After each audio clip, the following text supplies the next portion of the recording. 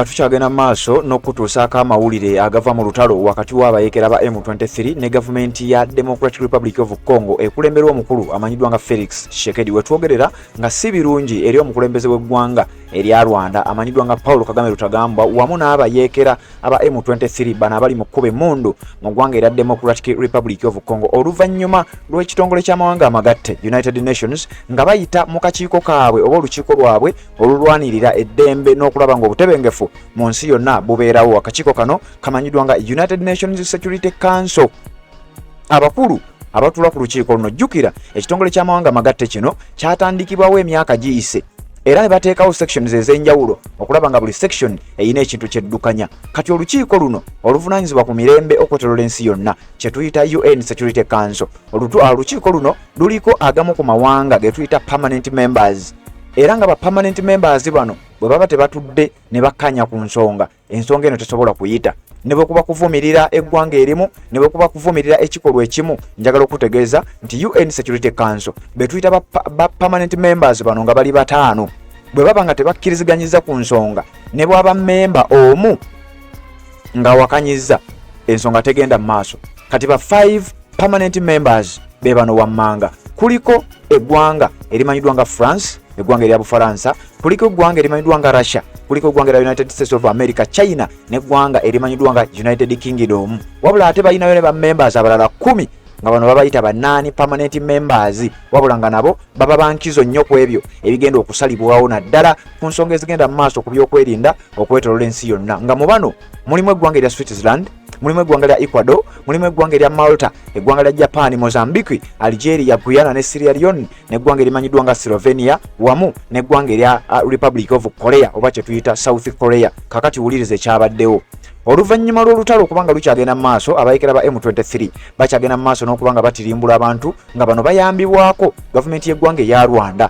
Abasinga obungi abatunulira eby'omunda batugamba nti eggwanga erya Rwanda lyatwala amagye mu ggwanga erya Democratic Republic of Congo mwaka gwali gwa 2022 olutalo luno gye lwatandikira nga amagye ga Rwanda gagamba gagenze kuyambako abayeekera ba M23 mbo bano baliyo nga mu kaweefube waabwe w'okulwanirira abatuusi abali mu ggwanga eryo mbu abacunyizibwa. Kakati wuliriza ekiriwo oluvannyuma lw'olutalo luno okubanga lwatandika.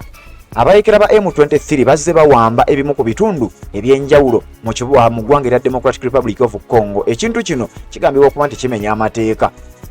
Ebitundu ebizze biwambibwa omuli n'ekibuga Goma, omuli n'ekibuga Bukavu n'ebibuga ebirala bo bye bagamba nti babiwambye kyokka emabegakaawo baawulikiddwako nga bagamba beetegefu okutwala olutalo luno paka mu kibuga ekimanyiddwa nga Kinshasa nga mu bufunze bagenderera okulaba nga bavuunika gavumenti y'eggwanga erya Democratic Republic of Congo ekulemberwa Felix Tshisekedi Shirombo. Kakati wuliriza ekitongole ky'amawanga amagatte kimaze ebbanga nga kijja kivumirira era abantu bangi nga bagamba abo boogera bwogezi wabula kigambibwa okusinziira ku bamanyi eby'omunda nti kino kye bakola kugezaako kutega eggwanga erya Rwanda wamu ne munywanyi waalyo eggwanga erya Uganda ng'akamaso bagende mu ggwanga erya Democratic Republic of Congo nti era bwe katali girya wandirabanga amawanga gano abiri eggwanga erya Congo balirabanga eritalina response yonna gye likola wabula mbu lyandibanga ligenda kudda nga liweereddwa amaanyi gonna n'olukusa lwonna okubeera nga ligenda kukuba abayeekera bonna abali eyo gyonna gye baddukira nga babakuba paka batuusa mu capital city ate awo ekiba kiddako kuba kuvuunika gavumenti eri eba ya supportinga abayeekera abo. Kakati eyo nga tuvuddeyo ebyo nno birowoozo bizze bituweebwa era byanjawulo ebizze bituweebwa abamu ku batunulira ensonga zino wabula ate kati okuzza ku mawulire akakiiko ak'oku ntikko Security Council mu kibiina ky'amawanga amagatte United Nations bayingidde butereevu mu nsonga eno. Kakati no bwe biti bwe bitandise olukiiko luno bwe lwatudde naye nga bwe nkugambye okuzzaako emabega nti ba 5 permanent members bwe baba tebakkaanyiza ku nsonga emu ensonga eyo tegenda mu maaso. Kakati ensonga eno okusinziira ku information gye tuyina yakkaanyiziddwako ba permanent members abataano era bonna ne bakkiriza kyekituufu kiri nti Rwanda va obajja amajeego mu ggwanga erya Democratic Republic of Congo. Okusinziira ku article gye ngenda okukusomera eno ng'eri ku mukutu gwennyini ogw'ekitongole ky'amawanga amagatte United Nations official website era ng'eri mu nnimi ezisukka mu nnimi 10. Eri mu lulimi Oluwarabu, eri mu lulimi Oluchina, eri mu lulimi Oluzungu, eri mu lulimi Olufalansa olulimi Oluspana, olulimi Oluportugal n'olulimi Oluswahili ko n'ennimi endala omuli Oluyindi n'ennimi endala zonna zesijja kubeera nga ate nkuwa wabula tunoonyako version y'olulimi Oluzungu oba olyawo lwe tusobola okutegeeramu ne tuba nga tubikuwa kati gwe ate ategedde Luzungu nga tutegedde Lufalansa tutegedde Luwarabu wano weetuli okuba nga tubikuwa nkugambye wetwogerera nga si birungi eri gavumenti y'eggwanga eya Rwanda n'omukulembeze waabwe amanyiddwa nga Paul Kagame Lutagambwa wuliriza akakiiko kano akamawanga amagatte ak'ebyokwerinda oba akavunaanyizibwa ku byokwerinda UN Security Council ba 5 permanent members bakkaanyizza era ne bayisa ekiwandiiko ne bategeeza nti tulagira eggwanga erya Rwanda okujjayo amagye gaabwe mu ggwanga erya Democratic Republic of Congo ate n'abayekera ba M23 ebifo byonna ebibadde biwambiddwa tubategeeza mu bwangu bw'ekika ekya waggulu nga tetunnajja kubeera nga tukuba buli kiramu twagala mukwata ebifo ebyo bye mbadde muwambye bidde mu mikono egya gavumenti y'eggwanga erya Democratic Republic of Congo nga bwe nkugambye ebimu ku bitundu ebyogerwako ebyawambibwa abayekera ba M23 nga bo bwe bazze bagamba mwe muli ekitundu ekimanyiddwa nga Goma province emanyiddwa nga North Kivu ekibuga ekikulu bakiyita Goma province eya South Kivu mu kibuga ekimanyiddwa nga Bukavu kino kyogeddwako ng'abayekera bavuddeyo nga bagamba na kino nakyo kiri mu ngalo zaabwe kyokka gavumenti y'eggwanga erya Democratic Republic of Congo newankubadde emabega kaawo yavaayo ebimu n'ebyanga ebyegaana kyokka kati we twogerera embeera etandise okuba nga ate etabuka gavumenti y'eggwanga erya Democratic Republic of Congo yandibanga egenda kuweebwa amaanyi okuddamu okusigaza ebitundu bino ba territories zino ezibadde ziwambiddwa abayekera aba M23 oluvannyuma lwa gavumenti y'eggwanga eya Rwanda okuweebwa ekiragiro nga kino ekiragiro kiviiridde ddala mu UN Security Council okubeera nga bajja amagye gaabwe n'ebitundu ebibadde biwambiddwa bibeere nga biddizibwa mu mikono egy'eggwanga erya Democratic Republic of Congo bakomye okulaba nga abantu batirimbulwa n'abantu okulaba nga ate basuulawo amaka gaabwe n'abaana baabwe n'embeera ey'obunkenke okubeera nga eri mu ggwanga erya Democratic Republic of Congo kakati wulira article bwegamba Security Council United Nations urges Rwanda to stop supporting M23 in Eastern Democratic Republic of Congo akakiiko ak'ebyokwerinda aka Security Council United Nations Security Council balagidde era balabudde eggwanga erya Rwanda okulekeraawo okusupportinga M23 bajje abajaasi baabwe mu ggwanga erya Democratic Republic of Congo wuliriza tugenda maaso n'ekiwandiiko kino The UN Security Council demanded that the M23 immediately cease hostilities, withdraw from all areas that it controls, and fully reverse the establishment of illegitimate parallel administrations in the DRC territory. Wanono ulirizawo nnyo.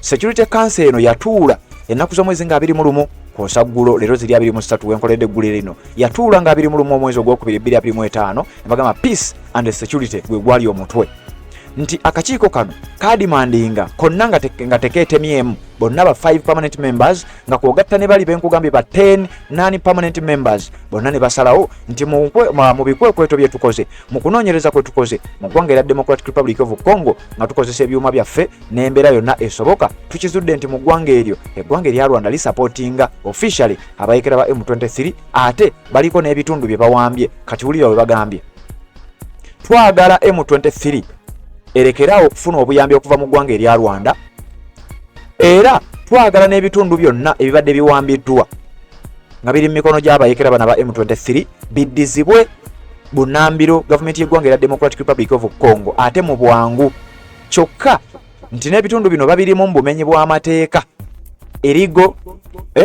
illegitimate parallel administrations in the Democratic Republic of Congo territory nti ne ku ttaka lya Democratic Republic of Congo bano basaanye okubeera nga bavaayo bunambiro akakiiko ak'okuntiko ak'ekitongole eky'amawanga amagatte kategeeza the 15 members uliriza nno wano nkugambye the 15 members called on Rwanda Defense Forces to stop supporting the armed group and immediately withdraw from Congolese territory without preconditions. Bamemba bano 15 okuli ba 5 permanent members okuli ne ba 10 non-permanent members basizza kimu ne basaba eggwanga erya Rwanda ne babategeeza muve bunambiro mu ggwanga erya Democratic Republic of Congo mujje y'amagye gammwe nga tete mutaddewo kakwakulizo konna nti ate wetuba bakugajjayo ate twagala kino muveeyo mu bwangu obw'ekika ekyawaggulu. Ugambe bano ba 15 members okuli 5 permanent members ne 10 non-permanent members. They reiterated their urgent appeal for all parties to conclude an immediate and unconditional ceasefire and called for by leaders from the East and Southern Africa. Bagamba nti amawanga agava mu mikago ogwa East African Community n'amawanga agava mu mukago ogwa Sadaka, jjukira amawanga gano gaatuulako mu ggwanga erya Tanzania mu kibuga Dar es Salaam, era nabo ne baissuinga kye twayita immediate and unconditional ceasefire. Ne balagira abayekera ba M23 nti tubasaba mulekeraawo okubeera nga mulwana bunnambiro, era ebyokulwanyisa mubisse si kubissa bussa wansi, wabula muddire ebitundu ebiwambiddwa ku gavumenti y'eggwanga erya Democratic Republic of Congo, mubeere nga mubizza mu mikono gy'eggwanga eryo. Tetwagala kuddamu kulaba busambattuko bwonna. Bano nno ne bagenda mu maaso ne bagamba ffe ebiragiro n'ebiteeso ebyagenze mu maaso mu ggwanga erya Tanzania tetugenda biwa kitiibwa, era ne basigala nga bagenda mu maaso n'olutalo nga balwana mu ggwanga erya DRC, Democratic Republic of Congo. Kakati UN Security Council ba members 15 okuli ba 5 permanent members ne ba 10 non-permanent members nabo batudde ne bassa kimu ne bagamba nti emikago egyo egyasalawo ekyo gyali mituufu nnyo, era twagala baddemu bagende maaso n'okunyweza ebyo bye baasalawo mu lutuulo olwali mu kibuga eky'eggwanga erya Tanzania ekimanyiddwa nga Dar es Salaam. Kakati wuliriza, bano bagamba naffe twegasse ku mikago egyo, twagala okutegeeza eggwanga erya Rwanda lekerawo okuwa obuyambi aba M23 era ajjayo amajeego mu ggwanga erya Rwanda, n'abayekera ba M23 balagire babeere nga bafuluma eggwanga erya Democratic Republic of Congo n'ebitundu ebibadde biwambiddwa bibeere nga biddayo. They strongly urged the DRC and Rwanda to return without preconditions to diplomatic talks as a matter of urgency to achieve a lasting and a peaceful resolution of the protracted conflict in the region. Balagidde nti gana amawanga abiri okuli eggwanga erya Rwanda n'eggwanga erya Democratic Republic of Congo bunnambiro immediately bagende mu kye tuyita diplomatic talks, bagende mu kwogerezeganya. Rwanda ki ekikulumbisa eggwanga erya Democratic Republic of oyagalayo ki? Nawe Democratic Republic of Congo kiki ekikugaana okuteeseganya n'abantu bano? Ebyo nno bye bagambye nti mugende mu nteeseganya without preconditions. Tewaliwo n'omu agenda kuterawo munne bukwakkulizo. Omutuufu asigale nga mutuufu, omukyamu asigale nga mukyamu, abantu ba bulijjo balekerawo okubeera nga bafiira obwereere. The resolution also condemns the support provided by the DRC military forces to specific armed groups, particularly the Democratic Forces for the Liberation of Rwanda. It calls for the urgent implementation of commitments to neutralize the groups. Jukire mabega kawo gavumenti y'eggwanga erya Rwanda Paul Kagame Rutagambo yavaayo n'ategeeza nti eggwanga erya DRC liyamba abayeekera abahutu abali mu ggwanga erya Democratic Republic of Congo nga baddukira mu bibira byeyo, nti Congo ebayambako babeere nga bayeekera eggwanga erya Rwanda bajjeko. Paul Kagame jjukira mu 1994 oluvannyuma lwa okuttibwa kwa Habyarimana yali pulezidenti w'eggwanga eryo, kigambibwa nti ekitta abantu ekyagenda mu maaso mu ggwanga eryo kyaviirako abahutu okudduka mu ggwanga eryo ne beekweka mu bibira mu ggwanga erya DRC. Kati nti gavumenti y'eggwanga erya Congo ebayambako, ebawa obukuumi, ebawa ebyokulwanyisa, era nga balina eggye lye bayita Democratic Forces for the Liberation of Rwanda FDLR. Nti bano gavumenti y'eggwanga erya Congo ebawa obuyambi. Kagame bw'alumiriza kati nti naye kyekimutwalayo era n'ayambako aba M23 bafufuggaze abayeekera bali abahutu, making sure nti abahutu tebakomawo mu ggwanga lya Rwanda kuddamu kulitataaganya okusinziira ku ye. Kakati olutalo lwe luli ku sayidi awo. Kakati we twogerera abakulu bano UN Security Council egambye nti muteeseganye bwe kibanga ddala Congo owa ebyokulwanyisa n'obuyambi abayeekera Kagame, naawe kikomye. Naawe Kagame bubanga oyamba ye kimanyiddwa nti kimanyiddwa bulungi nnyo oyamba aba M23 kikome, toddamu kubawa byakulwanyisa, ebitundu bibadde bawambye babizzeeyo mu mikono gya gavumenti y'eggwanga erya Congo. Kakati eyo embeera bwekyo bwegenda mu maaso, era olukiiko luno olw'amawanga amagatte UN Security Council bwe batwe bategeezezza, era ne bagamba nti amawanga gano gonna tubasaba mugende mu nteeseganya ez'emirembe, otherwise tetwagala mulinde biki binaddako. Akakiiko kano UN Security Council oba UNSC kigambibwa nti ke kamu oba kyekimu ku bitongole 6 ebikulu mu lukiiko lw'amawanga amagatte UN Security Council is one of the 6 principal organs of the United Nations. Era kigambibwa nti kana akakiiko ke kavunaanyizibwa ku kulaba ng'emirembe mu kwetooloola ensi yonna gibeerawo. Ke kavunaanyizibwa okulaba ng'obutebenkevu mu mawanga ag'enjawulo okwetooloola ensi yonna webeerawo. Okuteesa akakiiko kano ke kayingira mu nsonga naddala nga bw'olaba ezifaanaganako n'eziri mu ggwanga erya Democratic Republic of Congo ke kayina okuziyingiramu okulaba nga bino bigenda mu maaso. Obuyinza bw'akakiiko kano aka UN Security Council nga bwe bulambikiddwa mu ndagaano y'ekibiina ky'amawanga amagatte mulimu okutandikawo ebikwekweto eby'okukuuma emirembe, okussaawo envumbo okwetooloola ensi yonna n'okukkirizisa amagye okukola obaolyawo ekitongole ky'amawanga amagatte gye kiba kisazeewo. Kakati we twogerera akakiiko kano ke kayingidde mu nsonga zino. Bwe njogera ku bintu ebyo bye nkusomedde kitegeeza akakiiko kano kayina n'ebyokulwanyisa, kayina n'ennyonyi ennwani, basobola n'okugenda mu lutalo direct ne babaako embeera gye bassaawo singa omu ku bano agaana okuwuliriza ebiba bisaliddwawo. Akakiiko kano kasobola okugenda UN Security Council ne kakozesa ebyokulwanyisa byako ne kaba nga kagenda okukola ekikwekweto kyonna okulaba nga kazza emirembe mu kitundu ekimu. Kyovula abali bakugambye kyeggwanga erya Rwanda tubasaba mubeere nga muwuliriza abayekera bamwe bajjibwe mu ggwanga erya Democratic Republic of Congo. Bwe kigaana temulinda ekinaddako. Babagambye tetwagala bino bikolebwe awatali kulinda biki ebiyinza okuddirira. Kati ate ebiyinza okuddirira kugambye maanyi ki ge kalina era ge kasobola. The UN Security Council is the only UN body with authority to issue resolutions that are binding on member states. Akakiiko kano keeko kokka ku bikiiko bw'amawanga amagatte omukaaga bwe nkugambye akalina obuyinza okufulumya ebiteeso ebikwatagana n'amawanga agali mu mukago guno. Jjukira eggwanga lya Rwanda, eggwanga lya Democratic Republic of Congo n'amawanga amalalalala agasangibwa wano mu East and Central Africa. Memba mu kitongole ky'amawanga amagatte oba United Nations. Kitegeeza essaawa yonna wandiraba ng'embeera etabuse mu ggwanga erya Democratic Republic of Congo nga yeefuulidde gavumenti y'eggwanga eya Rwanda n'omukulu akulembera eggwanga eryo amanyiddwa nga Paulo Kagame Rutagambwa oluvannyuma lw'akakiiko kano aka UN Security Council okubanga katandise okubanga kakyukira eggwanga erya Rwanda. Mukutu gwa Red Zone TV weebale kubanga okyagoberera tuwuliziganye mu updates eziddako.